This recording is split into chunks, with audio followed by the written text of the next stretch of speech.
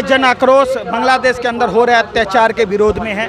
सत्य सनातन संघर्ष समिति के तत्वाधान में यह जन आक्रोश है और इस आक्रोश के माध्यम से बांग्लादेश के जो भी हिंदू हैं उनको बचाने का प्रयास, जो भी आज 7.9% हिंदू बच चुके हैं, 1951 से 2022 तक लगातार हिंदुओं का घटती ही क्रम है।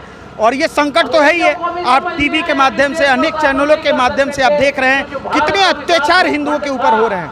भारत के हिंदू जनमानस को जागृत करने के लिए कि यहाँ के हिंदू जग खड़े हो ताकि उसका घोर विरोध हो सके, ताकि ये कुकर्म जो हो रहा है बांग्लादेश के अंदर उसको रोका जा सके। संतों के ऊपर लाठी चल रही है, संतों का जो वकालत करने के लिए जा रहा है उसके ऊपर भी मारा पीटी किया जा रहा है। देखिए, ये भारत देश के अंदर ये राम को पूजने वाले लोग हैं, कृष्ण को पूजने वाले लोग हैं, अनेक धर्मों को मानने वाले लोग, अनेक पंथों को मानने वाले लोग हैं।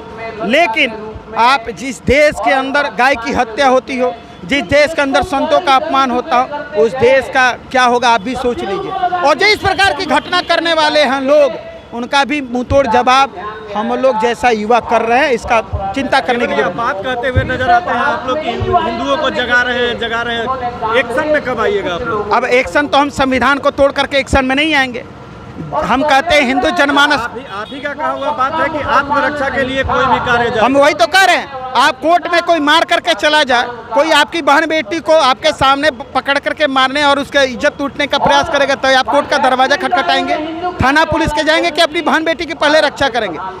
जितना संविधान हमको किसी को मारने से रोकता है, उतना ही संविधान ये हमको देता है कि अपनी आत्मरक्षा भी करनी है। तो हम हर हिंदू बहन बेटी को, हर हिंदू जनमानस को ये कहेंगे कि अपनी आत्मरक्षा करने के लिए अपने स्वयं का खड़ा होना पड़ेगा, अपने आसपास के लोगों को खड़ा करना पड़ेगा, तब हिंदू समाज सुरक्षित हो पाएगा, अपनी मठ मंदिर सुरक्षित हो पाएगा, गौ माता सुरक्षित हो पाएगी और ये देश सुरक्षित हो पाएगा। इस जन आक्रोश के माध्यम से आप लोग केंद्र सरकार को क्यों नहीं कर रहे हैं कि जो एक्सपोर्ट इंपोर्ट का काम चल रहा है, अभी देखिए उसको बंद करें? आपको जानकारी होना चाहिए, अभी भारत सरकार ने, आप टीवी चैनल के माध्यम से देखते हैं, अभी भारत की सरकार ने इस पर अहम फैसला लेने वाली है।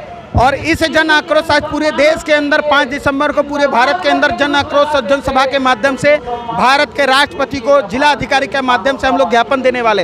हमारी जो मांगे हैं उस मांगों के माध्यम से देश के राष्ट्रपति के माध्यम से हम वहाँ के सरकार को ये चेताने का काम करने वाले हैं। इसलिए जन आक्रोश का कार्यक्रम। आखिरी संदेश क्या देंगे? मैं आखिरी संदेश यही कहूँगा कि हिंदू एक रहे। हिंदू एक रहेगा तो सेफ रहेगा। हिंदू अगर संगठित रहेगा तो बचेगा, नहीं तो आपके आंखों के सामने आपके मंदिर तोड़े जाएंगे, आपकी हिंदू कन्याओं की हत्या और बलात्कार होगा। संदेश देना चाहेंगे? सबसे पहले तो आपको और सभी आप जैसे जितने भी लोग यहाँ पे आए हैं, प्रिंट मीडिया और सोशल मीडिया या जैसे भी लोग हैं जो प्रचार प्रसार करते हैं, उनको बहुत बहुत धन्यवाद कि ऐसे कार्यक्रमों में लोग आए हुए हैं। वो लोग कटना चाहते हैं ऐसे कार्यक्रमों से। बांग्लादेश में हो रहे माइनॉरिटी पे अत्याचार के लिए हम लोगों ने जन आक्रोश किया हुआ है।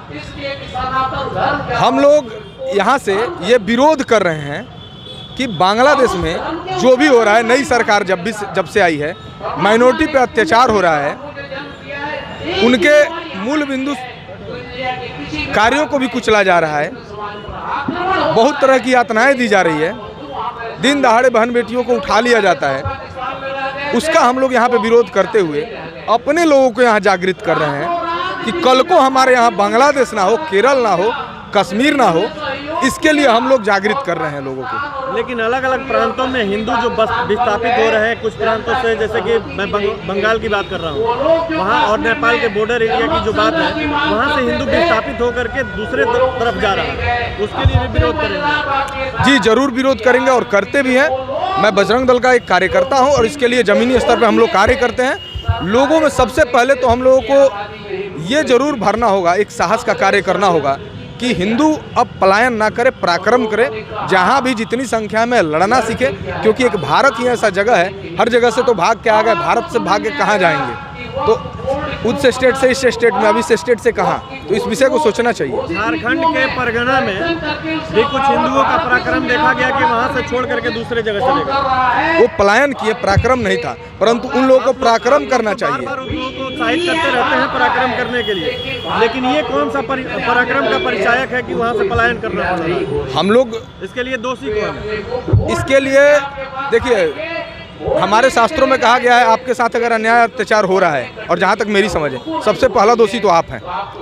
आपने जब समस्याएं पनप रही थी तो आप हिंदुत्व को समझे नहीं, एकता को समझे नहीं। जब आपके यहाँ समस्याएं इतनी बढ़ गई कि आपको छोड़ के भागना पड़ा तो आप छोड़ के भागे। तो समस्या समय रहते हम लोग उसको समझ लें, ये बेहतर है। अगला कदम क्या होगा बजरंग दल का? बजरंग दल का अगला कदम, हम लोग शौर्य यात्रा करने वाले हैं और इसी सिवान में हम लोग शौर्य यात्रा करेंगे। प्रत्येक वर्ष हम लोग शौर्य यात्रा के माध्यम से हिंदुओं में जागृति करते हैं, शौर्य को जागृत करते हैं और पुनः इस साल भी करने वाले हैं। क्या लगता है इस आक्रोश मार्च की आवाज़ केंद्र की सत्ता तक पहुंचेगी? ये केंद्र नहीं, अंतर्राष्ट्रीय देशों में भी पहुंचेगा और बांग्लादेश की सरकार तक भी हम लोगों का आवाज़ जरूर पहुंचेगा और जहां तक है वहां माइनॉरिटी को सुरक्षा जरूर मिलेगा। आखिरी संदेश क्या होगा? वही जो आजकल देश में सबसे ज़्यादा ट्रेंड है, एक रहो, सेफ रहो।